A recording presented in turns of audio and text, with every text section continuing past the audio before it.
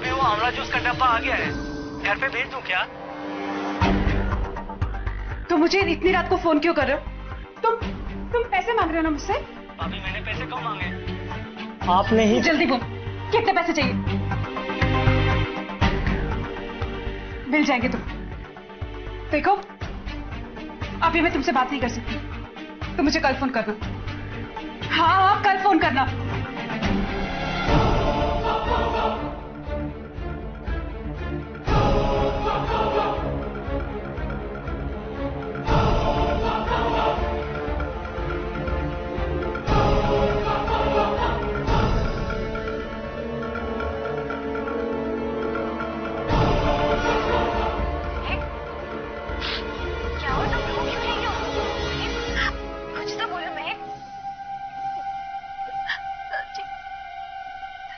मोना बेटा, वाह मम्मी, लड्डूस इतने सारे मेरे लिए। Thank you mom. Rich family को बिलोंग करते और हमें आज पता चला।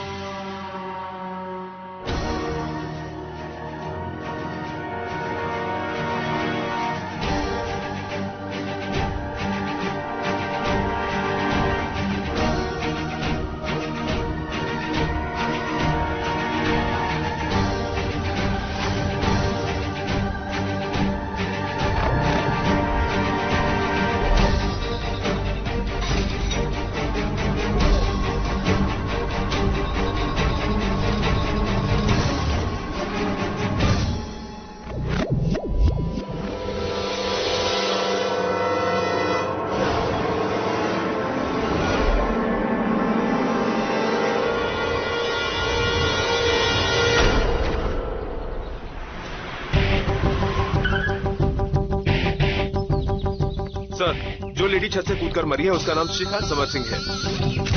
उम्र है 46 साल और इसी बिल्डिंग में किराए पर रहती थी और ट्रैवल एजेंसी में काम करती थी। साथ में उसकी बेटी भी है। हमें बेहोशी की हालत में मिली थी, उसे भी जहर दिया गया था और अगर सही वक्त पर उसे हॉस्पिटल ना पहुंचा होता तो वो भी मर जाती। और सोसाइटी के रिकॉर्ड के मुताबिक उसके पति का नाम समर सिंह था, जो कि बॉर्डर पर टेररिस्ट से लड़ते हुए मारे गए। और हमारे चेक करने पर इसका नाम मिलिट्री के रिकॉर्ड में कहीं नहीं था। और इसके अलावा मेडिकल रिपोर्ट के मुताबिक बेटी के खून में बहुत ही खतरनाक ड्रग्स पाए गए थे, जो आमतौर पर कहीं मिलते नहीं है। मुझे तो ये मामला बहुत ही पेचीदा लग रहा है साहब, इसलिए हमने कमिश्नर साहब को फोन कर दिया। लेकिन लगता है इन्होंने ये कहानी इसलिए बनाई ताकि सोसाइटी में इनको आसानी से घर मिल जाए। और घर मिल भी गया था सर। सोसाइटी और पड़ोसियों में से किसी को माँ बेटी से कोई शिकायत नहीं थी। तुमने इनके रिश्तेदारों से बात की? यही तो एक प्रॉब्लम है सर, ना कोई रिश्तेदार है ना कोई जान पहचान वाला। जहाँ ये काम करती थी वहाँ तो कुछ अपनी अलग ही पहचान बना के रखी थी। ये लीजिए।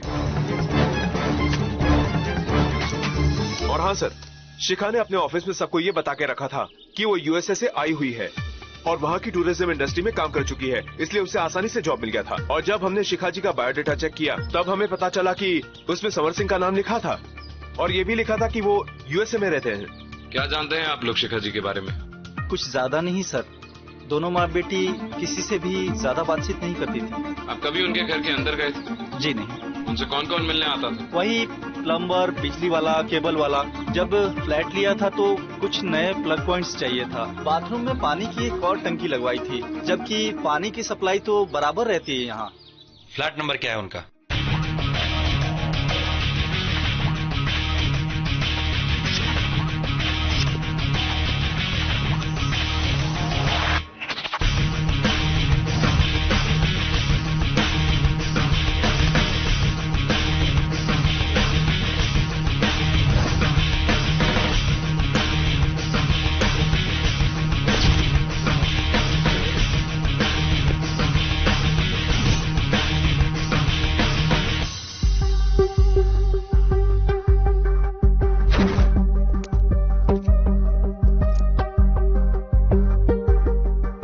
सर, इस बूंदी में वो ड्रग्स थे जो बच्चे के ब्लड में पाए गए।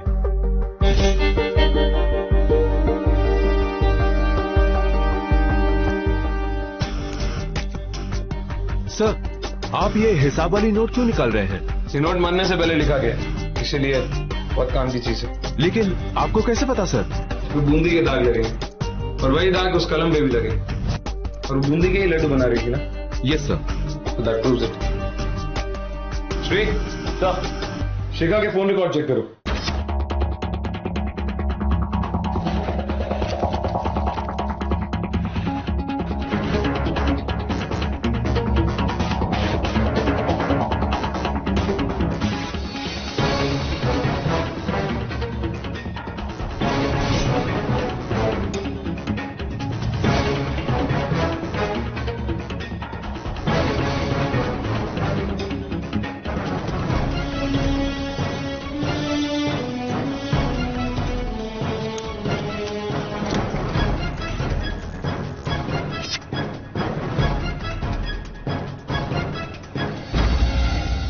जी कहिए साहब, क्या दूं?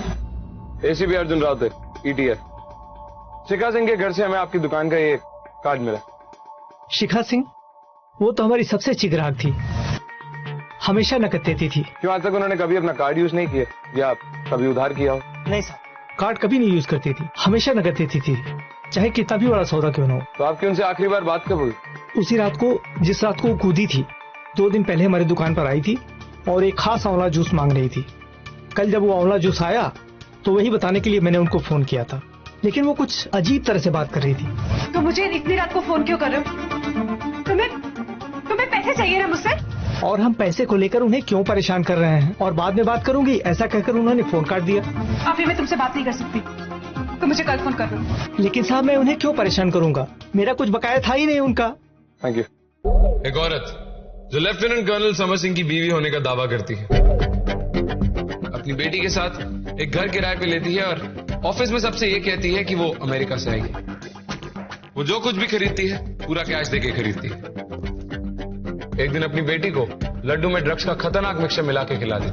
उन्हीं लड्डुओं के बीच में हमें एक पर्ची मिली जिसपे एक नंबर लिखा था 1001.90, जिसका रेलेवेंस हमें अभी तक पता नहीं चला। उसके बाद वो छत पे जाती है और वहां से कूद के अपनी जान दे देती है। जब हमने पता किया तो फौज में लेफ्टिनेंट कर्नल समर सिंह नाम का कोई आदमी ही नहीं है। उसकी बेटी बच जाती है और कुछ सर, पैन कार्ड और पासपोर्ट, ये दोनों इसी नाम से है जिस नाम से वो रह रही है। इससे पहले कुछ भी नहीं। शिखा इस घर में कब आई थी रहने के लिए? सर, सितंबर 2011। पासपोर्ट और पैन कार्ड दोनों नवंबर और दिसंबर 2011 में बनाए गए। 2011 से पहले हमारे पास कोई रिकॉर्ड है? नो सर, कुछ भी नहीं। मैं समर सिंह की फोटो का एनालिसिस करता हूँ। कोई फायदा नहीं है श्री। अगर ध्यान से देखो तो बॉडी और चेहरा एक आदमी का नहीं लगता। इस चेहरे को कंप्यूटर में मॉर्फ किया गया है, यानी इसी के चेहरे के ऊपर और चेहरों के फीचर्स लगाए गए। सवाल है क्यों? खुद को छुपाने के लिए इतनी मेहनत की। छोड़ो, शिखा के ऑफिस से उसके बॉस को बुलाओ। मैंने सपने में भी नहीं सोचा कि शिखा ऐसा कुछ भी कर सकती है। आपको उनके बिहेवियर में कभी भी कुछ अजीब सा लगा जिससे आपको उनके ऊपर कभी शक हुआ हो? अजीब तो कुछ भी नहीं लगा, इसलिए कभी सोचा भी नहीं कि शिखा छत से कूद भी सकती है। और अभी अभी उसकी तनख्वाह भी बढ़ी है। उनकी तनख्वाह कौन से बैंक में जमा होती थी? महाड़ी कोऑपरेटिव बैंक। उनके ऑफिस में कोई ऐसा था जिससे वो ज्यादा करीब रही हैं या फिर जिससे ज्यादा बातचीत करती हैं? जी, निधि। निधि? आपको आपकी कलीग शिखा के बिहेवियर में कभी भी कुछ अनयूजुअल लगा? हाँ सर, वो कभी कभी जो ऑफिस के नीचे टेलीफोन बूथ है उसका इस्तेमाल किया करती थी, जबकि उनके पास मोबाइल था। और जब मैंने उससे पूछा कि ऐसा क्यों है, तो उसने बोला कि उसका मोबाइल काम नहीं कर रहा। Thank you for the cooperation. Thank you sir. Shikha के बैंक अकाउंट में हर महीने सैलरी डिपॉजिट तो होती थी, लेकिन विड्रॉल 1 पैसे भी नहीं। अगर आज तक बैंक से एक भी पैसा विड्रॉ नहीं हुआ तो उसके पास अपने खर्चे के लिए पैसे आते कहां से थे, वो भी नकद।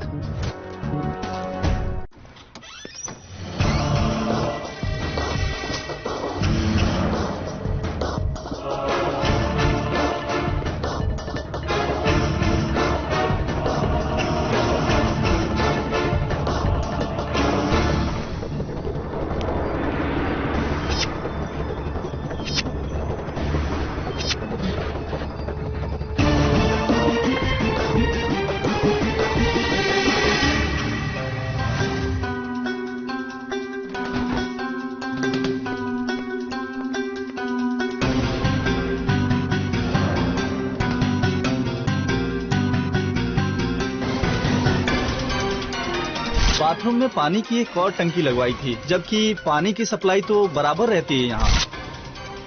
शिखा सिंह वो तो हमारी सबसे अच्छी ग्राहक थी, हमेशा नकद देती थी, चाहे कितना भी बड़ा सौदा क्यों न हो।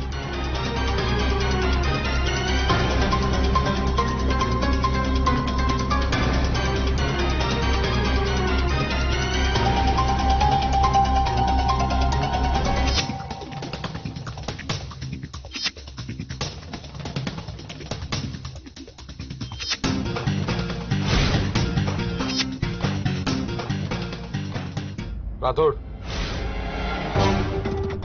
अगर किसी के घर पे इतना पैसा हो तो फिर वो बैंक क्यों जाएगा?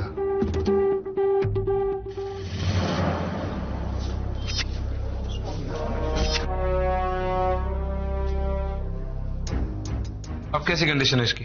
शिखा सिंह की बेटी मोना सिंह के शरीर में ड्रग्स का खतरनाक मिश्रण है।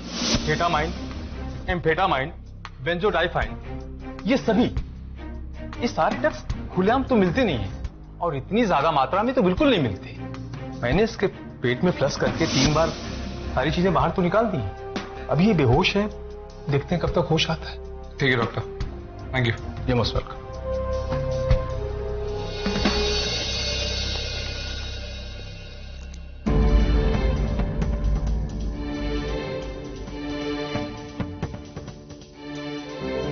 मोना को देखने आया हूं सर। मेरे बाबा ने भी आत्महत्या कर ली थी। उन्होंने ऐसे क्यों किया?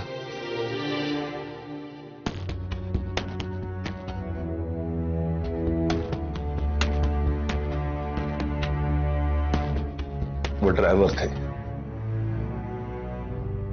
उन्हें ऐसे लगने लगा था कि पैसा ही सब कुछ है। उन्हें बहुत पैसे कमाने थे, लेकिन मां तो उसके खिलाफ थी। वो कहती थी कि हम जैसे भी है, जहां भी है, खुश है। लेकिन वो कहां समझते थे। उन्होंने पैसों के लिए एक स्मगलर के पास गाड़ी चलाने की नौकरी कर ली। एक बार पोर्ट से सामान लाते वक्त वो पकड़े गए। उन्हें पुलिस ने अरेस्ट कर लिया और जेल में उन्होंने शर्म के मारे अपनी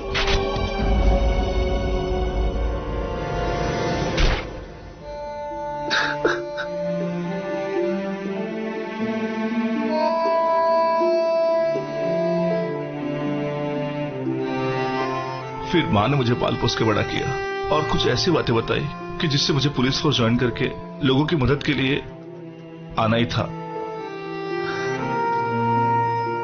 सर, जब कोई आदमी खुदकुशी करता है ना, तो अकेला नहीं मरता, अपने साथ साथ पूरे परिवार को मार के जाता है। शिखा ने भी ऐसे कुछ गलत काम किया होगा, जिसकी वजह से उसने अपनी और अपनी बेटी की जान लेने की सोची। और यार छोटू, मुझे पता नहीं था कि मैं इस लड़की में अपने आप को देख रहा हूं और ये सोच रहा हूं कि जब उसे होश आ जाएगा तब उसे जिंदगी में क्या क्या सहना पड़ेगा। आई एम सॉरी सर, मैं जरा इस केस को लेकर बहुत इमोशनल हो गया था। डोंट वरी, मोना ठीक हो जाएगी और तुम जब चाहो उससे मिलने आ सकते हैं। और एक और बात, मोना के होश में आने के बाद उसकी मां की मौत की खबर तुम्हें उसे देना, क्योंकि शायद तुम ही हो जो उसका दर्द अच्छी तरह समझ सकते हो। Thank you sir. इतनी मुश्किलों का सामना करके तुमने ETH चुना, नहीं पता तुम्हें अपने आप पे नाज है कि नहीं। मुझे तुझ पे नाज है ना। चल अभी रोना बंद कर, चल चल चल चल चल चल, मोना को ये फूल दिखे आते, चल।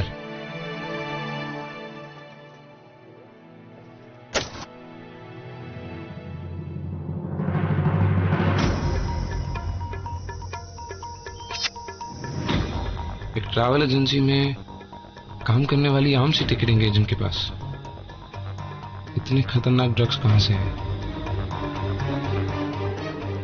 पता करना होगा। श्री, तुमने शिखा की डिटेल्स अपने डेटाबेस में चेक की? पूरी की पूरी चेक कर ली, उसकी कोई रिकॉर्ड्स नहीं है, ना कोई पुलिस अरेस्ट, ना कोई और इंफॉर्मेशन। लोग किसी नकली आइडेंटिटी में इतनी आसानी से कैसे जी सकते हैं? और एक बात है सर, करेंसी नोट पे सिर्फ शिखा का ही फिंगरप्रिंट है और घर से बरामद हुए कैश 2.6 करोड़ का है। वो सारा का सारा खर्चा इन्हीं पैसों से कर रही थी और अपने मालिक मकान को भी वो किराया कैश में देती थी। इसीलिए इन पैसों का कोई ट्रेल नहीं है, कोई रिकॉर्ड नहीं है। पैसों की ट्रेल को फॉलो करने से ही हमारे हाथ में कुछ लग सकता है, क्योंकि पैसा अपनी छाप छोड़ ही देता है। श्री, पता करो कि इतना सारा पैसा आया कहां से, क्योंकि मुझे ऐसा लगता है कि इस सब के पीछे पैसा ही एक वजह है। और राठौड़, हमें यह पता लगाना होगा कि आखिर शिखा को ड्रग सप्लाई किसने की है, जो उसने अपनी बेटी मोना के लड्डू में मिला के उसको खिलाए। छोटू, अपने लोकल इन्फॉर्मर्स को एक्टिवेट करो, उनको बोलो कि ये पता लगाएं कि वो ड्रग्स कहां से आए शिखा के पास जो उसने अपनी बेटी मोना को दी। सर, प्लीज मुझे छोड़ दो।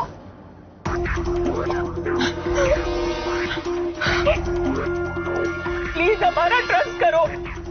हम लीना से 20 साल पहले मिला था, उसके बाद कभी नहीं मिला। थैंक्स टू जीसस, वो औरत हमारे जिंदगी से चला गया। पता है, मैं भी लीना सावंत से बहुत समय से नहीं मिला और उसकी एक बेस्ट फ्रेंड की मदद से मैं उस तक पहुंच पाया। जानती हो बेस्ट फ्रेंड कौन थी? मैरी फर्नांडिस। मुझसे तो झूठ मत बोलो मैरी, तुम ही ने उसको बताया था कि उसकी और तुम्हारे नाम की सुपारी निकली। किसी ने तुमको रॉन्ग इन्फॉर्मेशन दिया है। हम बोला ना, हम लीना से नहीं मिला। इस ड्रग्स को जानती हो? तुम तो लेती थी ना। मैं भी क्या स्टूपिड सवाल कर रहा हूं तुमसे। इस ड्रग्स की न जाने कितने लोगों को लत लगवाई थी तुमने, न जाने कितने लोगों की तुमने जाने ली। आज तुम ट्राई नहीं करो? मेरे लिए आज तुम आखिरी बार इसे ट्राई करो।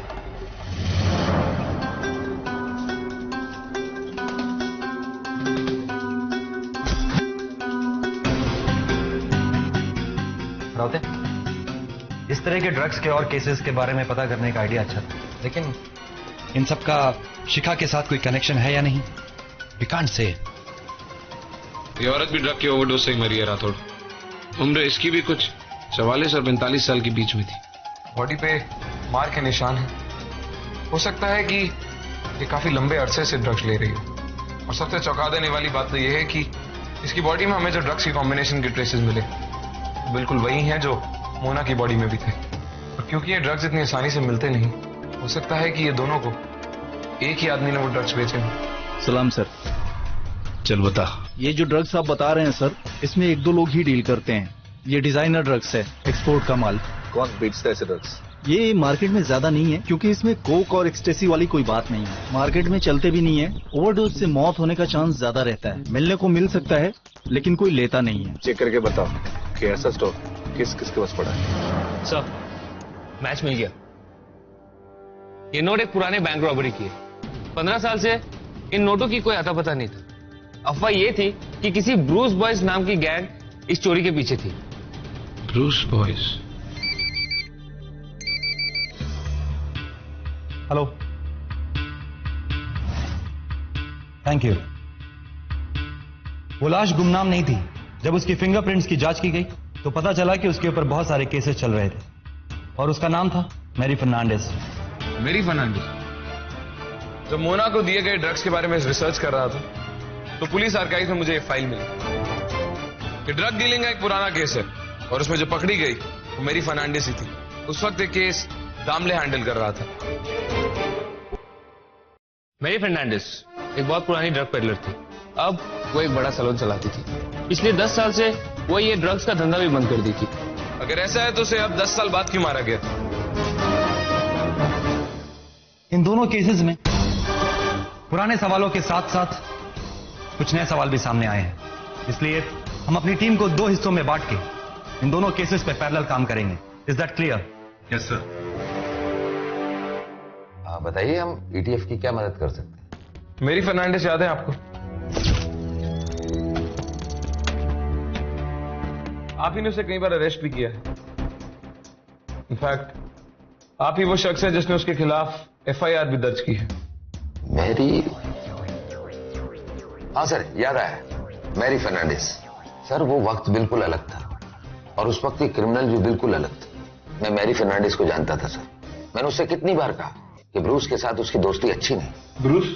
ब्रूस बॉयज 80s के जमाने का बड़ा गैंग जिसने कई सारी बैंक रॉबरीज की ब्रूस और मैरी फर्नांडिस दोनों एक ही एरिया में रहा करते थे और मैरी ने ब्रूस की काफी सारी इंफॉर्मेशन देने में उसकी मदद भी की थी। सर, मैरी बहुत खूबसूरत थी और अपनी खूबसूरती का इस्तेमाल करके वो ऐसी ऐसी चालें चला करती थी कि लोग उसे बड़ी से बड़ी इंफॉर्मेशन दे दिया करते थे और इस तरह से वो धीरे धीरे ब्रूस की गैंग का हिस्सा बन गई। वो खुद भी ड्रग्स लेती थी और उसने ब्रूस के ड्रग्स के कारोबार को पूरी तरह से संभाल लिया। ब्रूस का काम जैसे जैसे आगे बढ़ता चला गया, उसने ड्रग्स के कारोबार को पीछे छोड़कर बैंक और ज्वेलरी स्टोर रॉबरीज, खास करके डायमंड रॉबरीज का काम संभाल लिया। लास्ट उसको अर्ली 90s में पकड़ा गया था। 6 महीने में बाहर आ गया। उसके बाद उसने पूरे धंधों को बंद कर दिया और एक ब्यूटी सैलून खोल लिया था। ये लगभग वही समय था जब ब्रूस भी गायब हुआ, और वो तो ऐसे गायब हुआ कि उसके बारे में ना कोई जानता है ना कोई इंफॉर्मेशन है। जी, thank you. Thank you sir.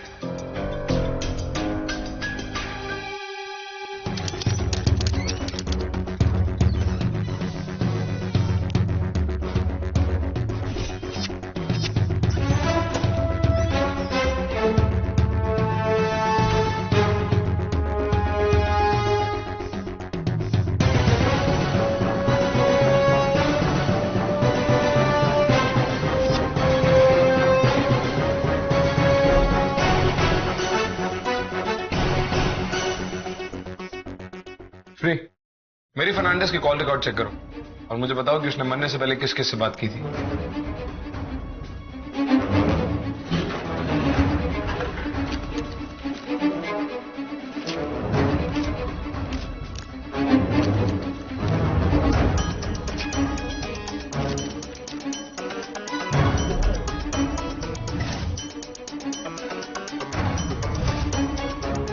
छोड़ो, SK nursing and maternity home में एक लड़की चित्रा का बर्थ रिकॉर्ड चेक करो और पता करो उसकी मां लीना सामंत कौन।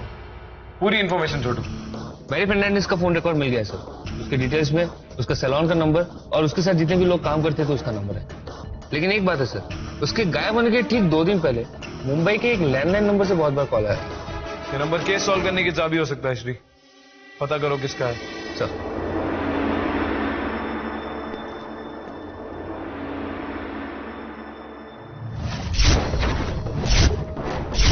सर, ये नंबर उस टेलीफोन बूथ का है जो शिखा के ऑफिस के बाहर है। हो सकता है शिखा ने वो फोन किया। और इन दोनों केसेस में कोई कनेक्शन है? इस बात का कोई सबूत नहीं है सिवाय इसके कि मरने वाली दोनों औरतों की उम्र 40 और 45 के बीच की है। और हमें जो पैसे मिले वो एक रॉबरी का हिस्सा है जिसमें मेरी भी इन्वॉल्व थी।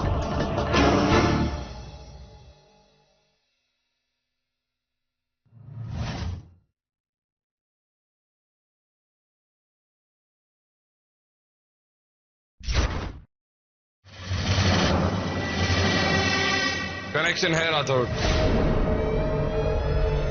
मेरी और शिखा के बीच में। समझे या समझाऊं? सर, मेरी फर्नांडिस के घर से जो हॉस्पिटल रिकॉर्ड्स मिले उससे एक बात पता चली। लीना? हाँ, लीना सामंत ब्रूस के साथ काम करती थी और सुनने में यह भी आया कि ब्रूस के कई सारे प्रेमिकों में से वो एक प्रेमिका थी। मेरी के घर में हमें हॉस्पिटल के बिल मिले थे, उसमें मां का नाम लीना सामंत था। हो ना हो, मेरी, लीना और ब्रूस ये तीनों एक ही कड़ी से जुड़े हुए हैं।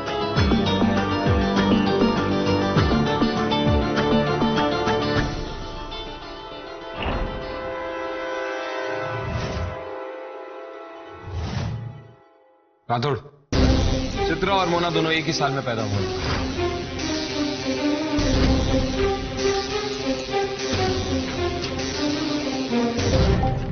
सर, ब्रूस के बारे में काफी इंफॉर्मेशन मिल गई। ब्रूस पढ़ा लिखा था और लड़कियों में काफी पॉपुलर था। वो अमीर लड़कियों को अपने प्यार में फंसाकर उनसे काम निकलवाता था। वो इन लड़कियों से सारी इंफॉर्मेशन निकालता था, जैसे कि रईस लोग पैसे कहाँ रखते हैं, उनके सेफ की चाबी, उसे कैसे खोलना चाहिए वगैरह वगैरह। ब्रूस ने लेट 80s और अर्ली 90s में इतनी चोरियां की कि पुलिस के नाक में दम करके रखा। मेरी दामले और उस ऑफिसर से भी बात हुई जिसने वो नोटों के चोरी होने की कंप्लेंट दर्ज की थी। शिखा के घर से हमें जो नोट मिले वो ब्रूस की ही कई चोरियों में से जिसने आखिरी के टाइम पे की थी उनमें से एक के। उसके बाद वो कहीं गुम हो गया और उसकी कोई खबर नहीं मिली। पुलिस ने उसके एनकाउंटर ऑर्डर भी निकाले और उन्हीं के मुताबिक ब्रूस स्पेन भाग गया। और उसके बाद कभी लौट के हिंदुस्तान वापस नहीं आया। श्री, छोटू, जितने भी लोग ब्रूस के साथ उसके आखिरी वक्त में उसके साथ काम कर रहे थे, उन सबका पता निकालो और उनसे पूछताछ करो। ठीक है सर। हो सकता है हमें शिखा के मरने का कारण पता चल जाए।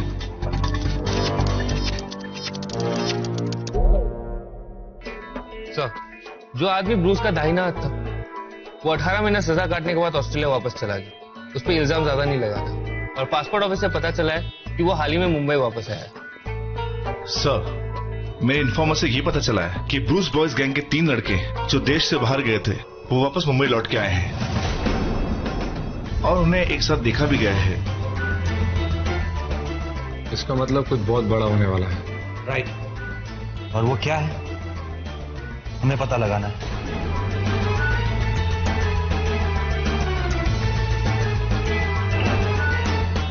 1001.90।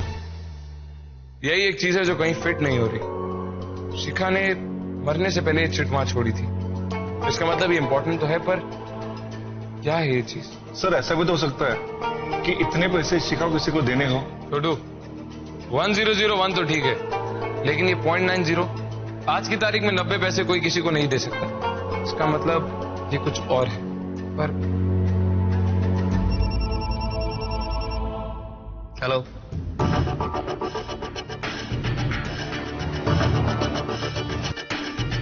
Okay, thank you sir. Immigration department के हिसाब से इन नामों में से एक पासपोर्ट वाला 1 हफ्ते पहले मुंबई घुसा है।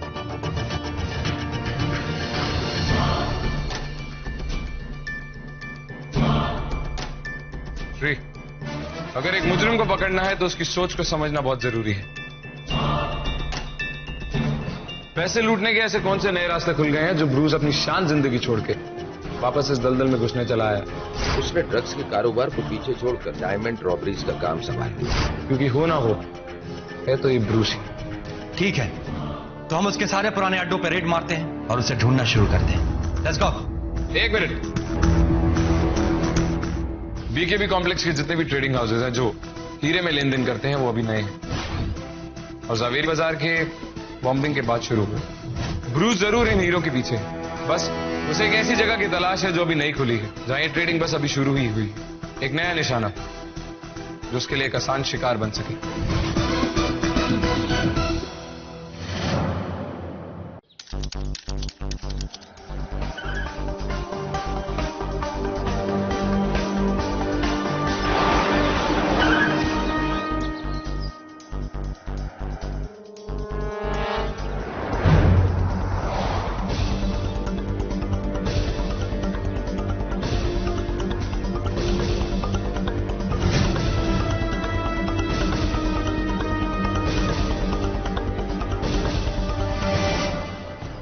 सर, यहाँ पे कुछ बड़ा होने वाला है।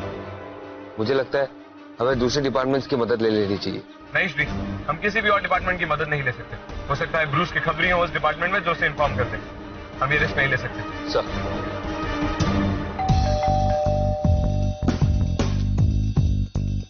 अरे आप इस वक्त आइए, बैठे। जी सर, बताइए कैसे आना? बस ये पूछना चाहता था कि क्या आप किसी लीना सामंत को जानते हैं? सर, एक मिनट।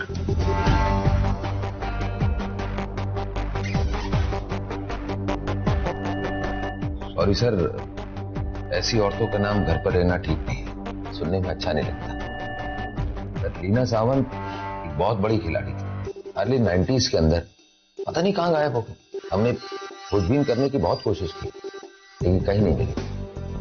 इसके अलावा और कुछ नहीं बता पाऊंगा। तो यही लीना सामंत है? यस सर, यही तो है। सर, इसने तो बहुत बड़े बड़े कांड किए। 80s के अंदर इसने ब्रूस के साथ में अपना काम शुरू किया था। ब्रूस के लिए फील्डिंग लगाया करती थी, उसके लिए जाल बिछाया करती थी और चोरी में उसकी मदद किया करती। सर, कुछ महीने पहले इसको मुंबई में देखा भी गया था। हमने इसके लिए फील्डिंग लगाई, लेकिन रेलवे स्टेशन के पास पहुंच के भी कहीं गायब हो गई। ब्रूस से काफी सारा पैसा लेने के बाद उसने इसका धंधा छोड़ दिया और ब्रूस के बारे में पुलिस को काफी सारी इंफॉर्मेशन थी, लेकिन पुलिस डिपार्टमेंट में भी ब्रूस की खबरी थी। उन्होंने उस तक बात पहुंचा दी और वो अपना सारा पैसा लेकर कहीं विदेश के अंदर सेटल हो गया। उसके बाद कभी दिखाई देती।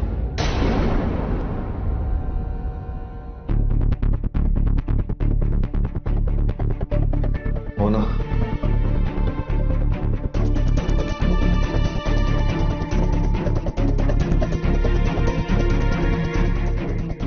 मोना, तुम्हारी मम्मी अब इस दुनिया में नहीं रही।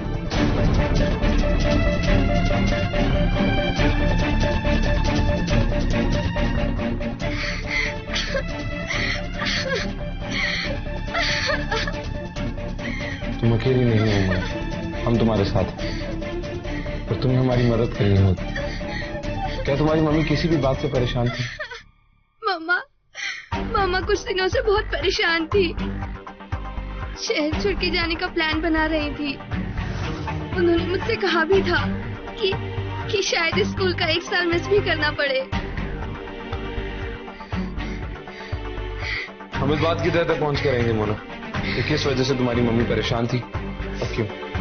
ये वादा करता हूं। हीरो का एक बहुत बड़ा शिपमेंट एंथोरॉप से आ रहा है और ब्रूस वो जरूर उसी के पीछे है।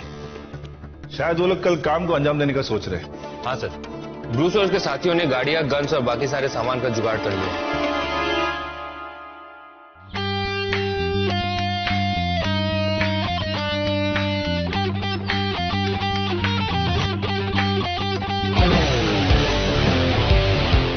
टीम इन पोजीशन।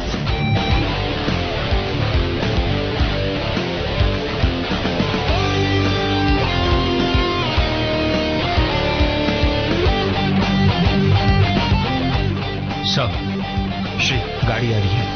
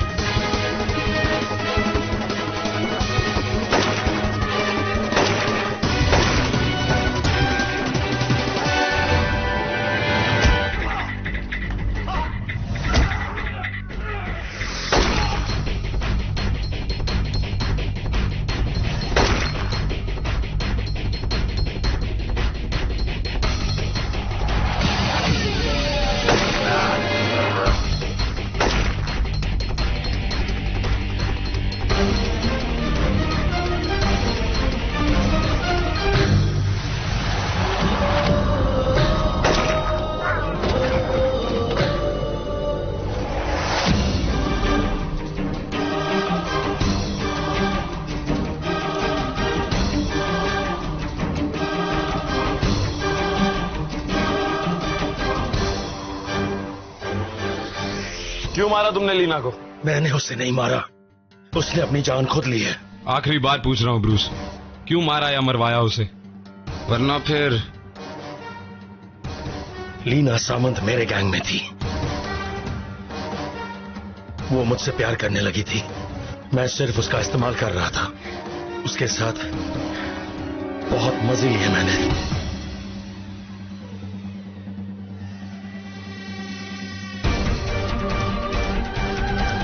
वो बेवकूफ प्रेग्नेंट हो गई। उस वक्त मेरा गैंग तेजी से बढ़ रहा था, मैं बीवी बच्चे के बारे में सोच भी नहीं सकता था। मैंने उससे बच्चे को गिरा देने के लिए कहा, लेकिन उसने मेरी बात नहीं मानी। मैरी भी मेरे गैंग में थी, उसने भी मेरे साथ धोखा किया। वो लीना के साथ मिलकर उसने कोई बड़ा प्लान बनाया और मेरी सबसे बड़ी चोरी के पैसे लेकर दोनों गायब हो गई। लीना नहीं चाहती थी कि उस बच्ची को उन दोनों की तरह जिंदगी मिले। उसने अपने आप को बचाने के लिए लीना ने पुलिस को मेरे बारे में खबर दी थी। मैं उससे बदला लेना चाहता था। हाल ही में मुझे पता चला कि मैरी अपने किसी पुराने दोस्त से मिलने जा रही है। मेरे आदमियों ने पता लगाया कि वो दोस्त कोई और नहीं बल्कि लीना है, जो शिखा बनकर एक नई जिंदगी जी रही है। बस पता चलते ही मैंने उन दोनों के नाम एक बहुत बड़ी सुपारी निकाली। और वो सुपारी दी तुमने 100190 को। 100190? ये तो वही नंबर है जो शिखा के घर उस चिट पे था।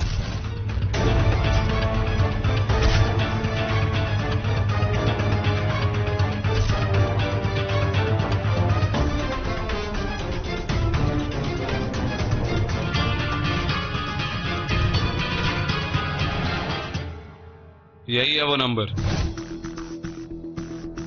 Batch ID number 100190। ब्रूस ने एक ऐसे आदमी को काम पे लगाया जिसपे कभी किसी को शक ना हो। SSI दामले। दोनों मर गई, लेकिन मेरे 6 करोड़ रुपए कहां गए उसका पता नहीं चला। 1 करोड़ 40 लाख रुपए शिखा ने खर्च कर दिए।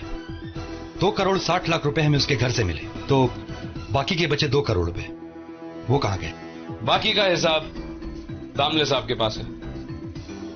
मेरी को पता चल गया था कि ब्रूस ने उसके और लीना के खिलाफ एक बहुत बड़ी सुपारी निकाली है, और मेरी ने लीना को कई बार कांटेक्ट करने की कोशिश की ताकि वो दोनों एक बार फिर से ब्रूस के चंगुल से निकल सके। इसीलिए लीना और शिखा उस समय मेरी के साथ उस टेलीफोन बूथ में बहुत बात किया करती थी। पर इस बार शातिर दामले उनके रास्ते में आ गया। दामले ने मेरी का पीछा किया और शिखा उर्फ लीना के घर तक पहुंच गया। क्यों लीना सावंत इस बार फिर से घर छोड़कर भागने की तैयारी की थी? वहां जाके उसने शिखा को धमकी दी और ये कहा कि अगर उसको मारने के बजाय वो खुद मर जाए तो ज्यादा बेहतर होगा। वो बेचारी क्या करती, उसके सामने मौत खड़ी थी दामले के रूप में।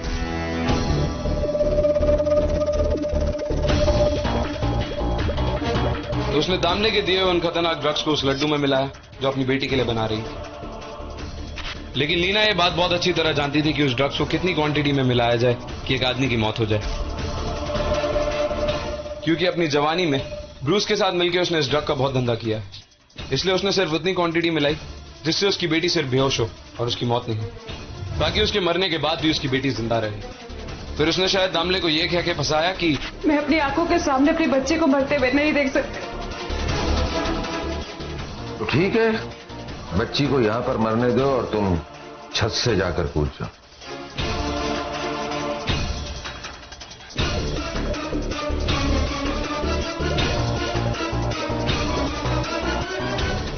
और उसने वही किया। तो छत पे गई और वहां से कूद गई और दामले 2 करोड़ लेके फरार।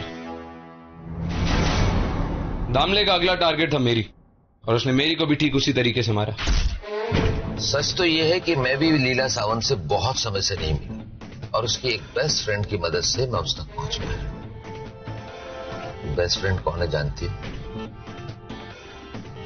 मैरी फर्नांडिस। मेरे साथ तो झूठ मत बोलो। ये ड्रग्स जानते हो? इनफैक्ट तुम तो लेती थी ना। मैं भी क्या अजीब सा स्टूपिड क्वेश्चन कर रहा हूं तुमसे। तुम ही लोगों ने ना जाने कितने लोगों को इस चीज की लत लगवाई थी, और ना जाने कितने मासूम लोगों की जानें ली थी। आज को ट्राई नहीं करो? मेरे लिए आज आखिरी बार ट्राई करो। मेरी को भी वो खतरनाक ड्रग्स दिए और उसकी मौत हो गई। पर इस बार फर्क सिर्फ इतना था कि दामले ने वो ड्रग्स खुद मिलाए और बहुत बड़ी मात्रा में मिलाए, यानी एक मौत सुसाइड और दूसरी ड्रग ओवरडोज। तो किसी को इस पे शक कैसे होता रहा थोड़ा? अब दामले तुम कुछ बोलोगे या सीधा जेल में जाके बोलोगे? सारी जिंदगी सरकारी नौकरी करते रहो, रिटायरमेंट के बाद हाथ क्या आता है? कुछ भी नहीं। तुम जैसे चंद करप्ट ऑफिसर्स की वजह से हमारे डिपार्टमेंट का नाम बर्बाद है। तुम जैसे गंदे लोग ही हैं जो सोसाइटी को गंदा करते हैं और ईमानदारी को पैसों से तोलते हैं। वर्दी पहनने के लायक भी नहीं हो तुम। तुम्हारे लालच की वजह से एक 16 साल की मासूम बच्ची ने अपनी माँ को खोया है। किसी को खोने का दर्द समझते हो? माहिम में मेरी माँ रहती है, मिसेस जेनी ब्रिगेंजा। प्लीज मेरी बेटी को उनके पास भेज देना। कम से कम वो अपनी दादी के साथ तो रह सकती है। जब तक मुझे मेरे पैसे नहीं मिलेंगे मैं ये काउंटर नहीं छोड़ूंगा और मैं किसी को भी आने नहीं दूंगा। चले चलो सब पीछे। देखिए सर, अब आप अपनी लिमिट क्रॉस कर रहे हैं। इस तरीके से आपको पैसा नहीं मिल सकता। सिक्योरिटी, इन्हें बाहर ले जाओ। ये मुझे 30 लाख रुपए दे दीजिए। चले चल, नहीं तो मार दूंगा गोली। चल बात सुनिए।